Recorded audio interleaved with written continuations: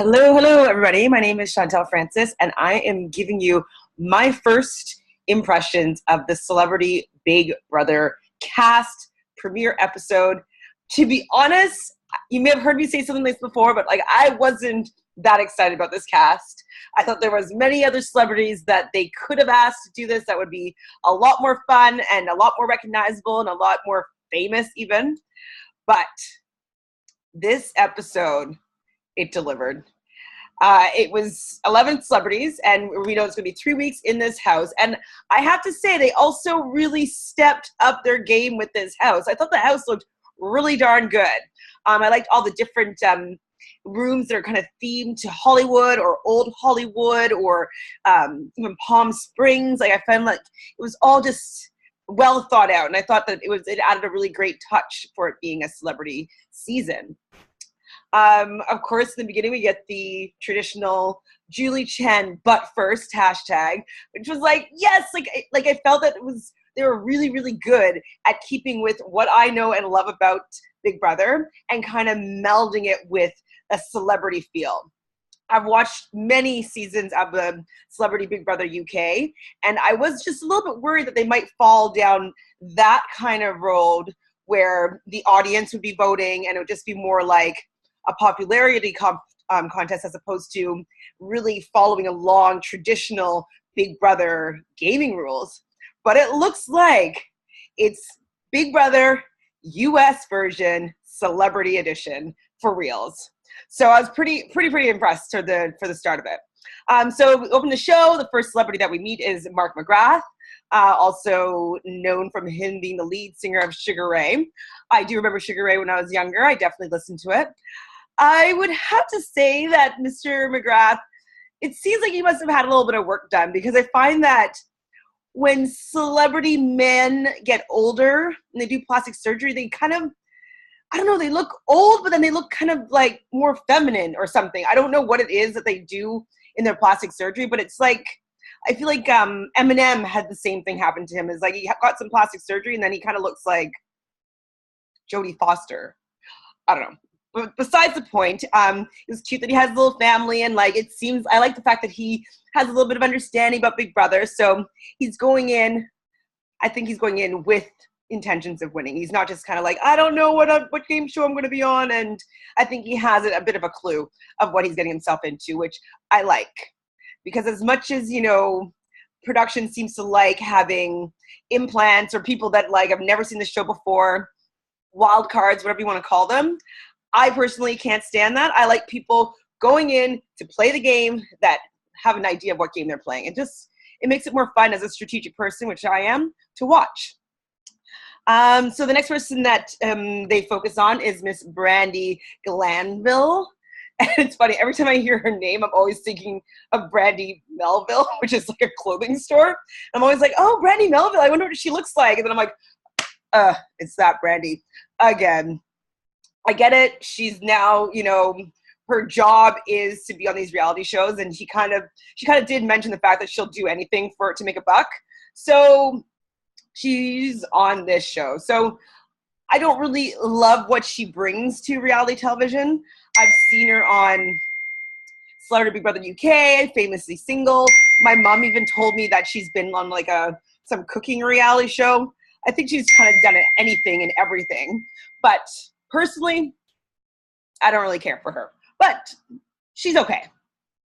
So yeah, she has a t-shirt line. She has best-selling books. She has everything going on, and so it seems like she'll do anything for a quick dollar.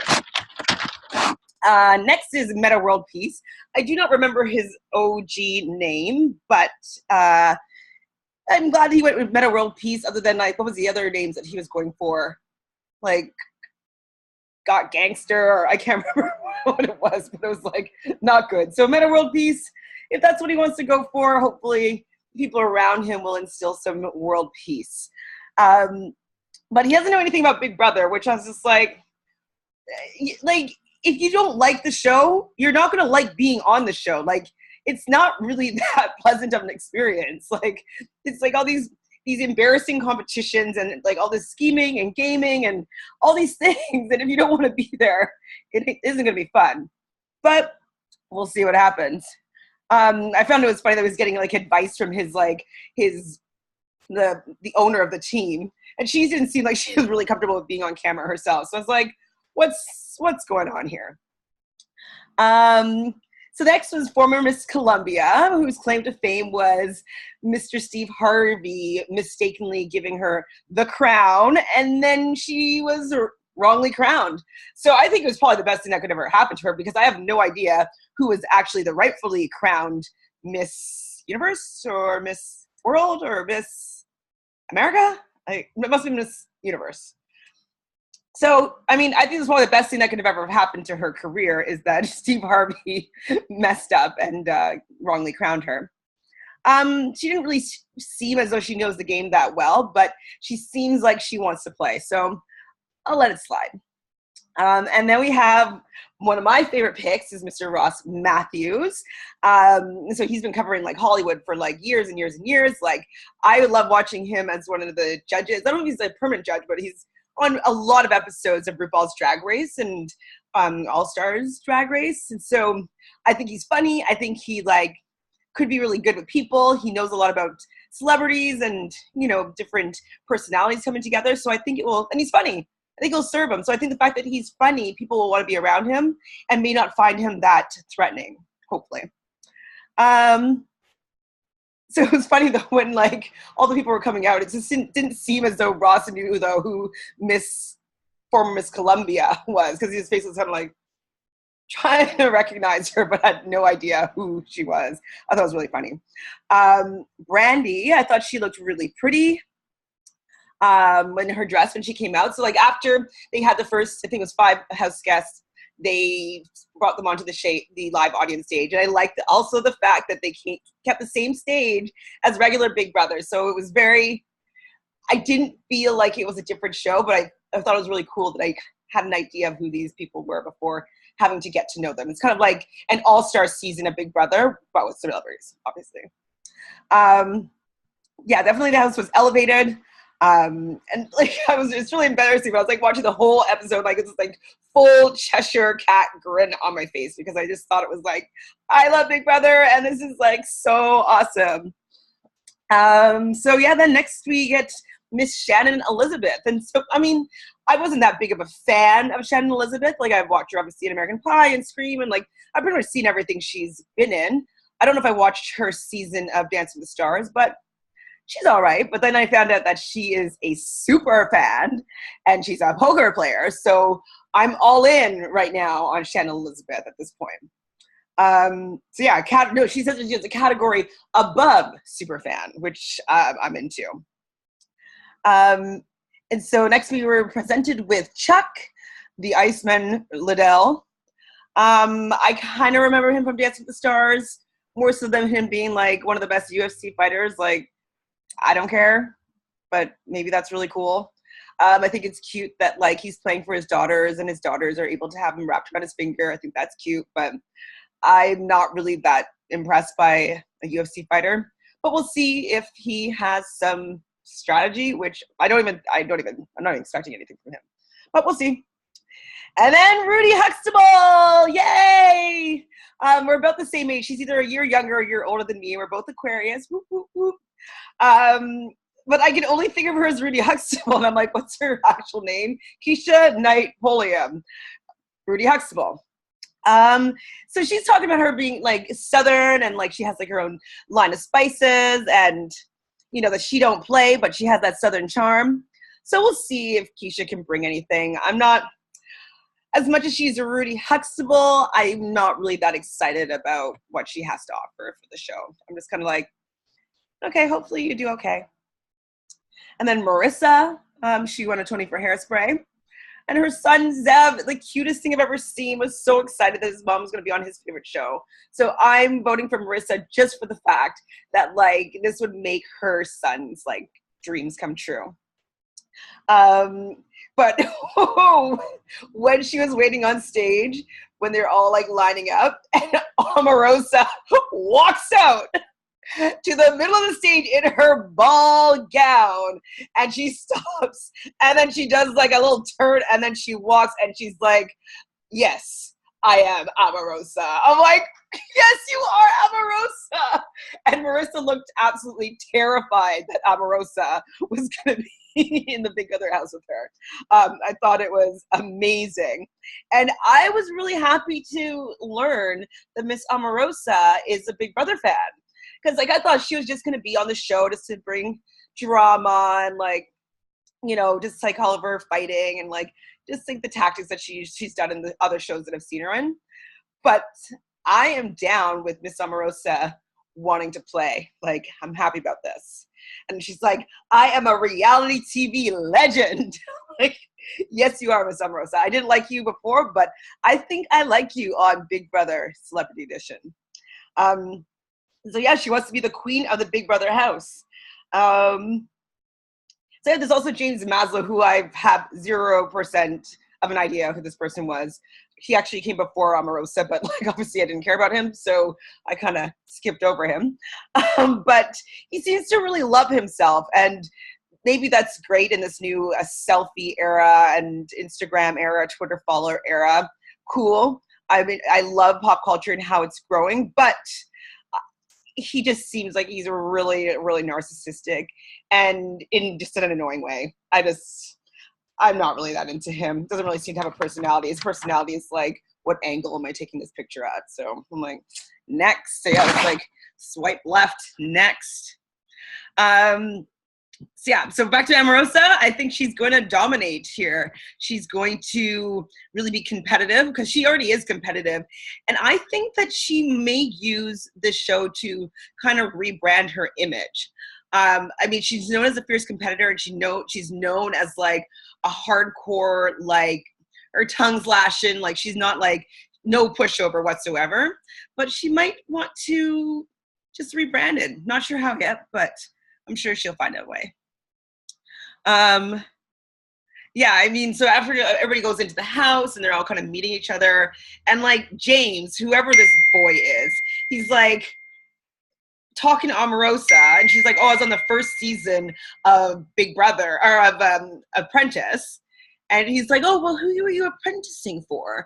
It's like, are you a moron? Like, the president of your country, yes, he was at one point the apprentice. Like, that's who she was apprenticing for the first show. Like, I mean, I know that he's a lot younger than all the people in the house, but I feel like it's like common knowledge.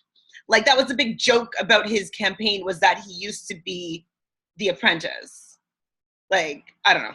Anyways, that kind of irritated me. But she seemed to be not let it faze her that much, considering she didn't have any idea who he was either. So, whatever. And if I feel as though, so far anyways, like the producers are allowing Omarosa to kind of narrate the story, which I'm down with. Like, I like hearing her perspective. I like her in the diary room. Like, I'm into Omarosa. I'm shocked. So yeah, and then James gets into this fight with Brandy. Now, Brandy was being a little bit see you next Tuesday-esque about the singing, but he was just being such an annoying, like, young kid that wanted to, like, show how he knows how to sing, and, like, he's made his career, and he knows, like, you're, like, boy, you could be my son. Like, sit down. There's somebody that definitely knows a little bit, maybe even not, but I don't know, the way that he handled it, I felt that it was really immature. And then he's like, oh, well, if I win HOH, you know, I know who I'm going to put up. I won't have any blood on my hands. And like, when people start using Big Brother lingo, and like, I'm not really down with their game strategy, like, I'm not having it.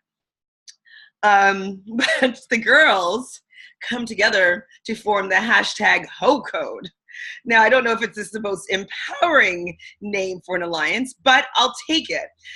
We all want a women's alliance to work. And this is actually what I think that Omarosa might clutch her fingers into so that she can rebrand herself. If she is the leader of the first all women's alliance that makes it to the end of Big Brother, like, not gonna lie, like, that's gonna be pretty good on her resume. So, not in her, like, you know, politics resume, but in her life resume, like, I think that would be a really cool rebranding idea and version of herself. So I'm down.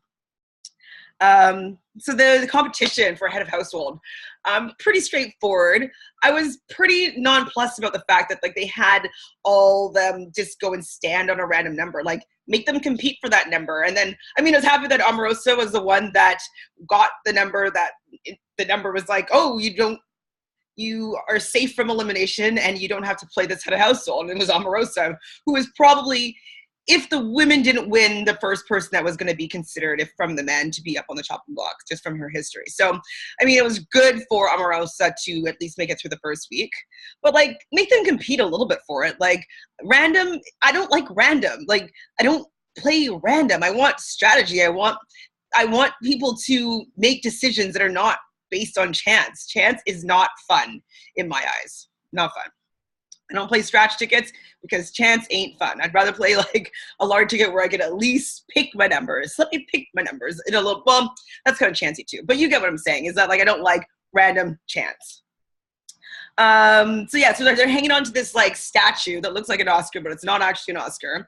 And they're wrapped around it in their cute little tuxes. Some of them were floral, some were like leopard print and velvet and velour. I thought they all looked really cute.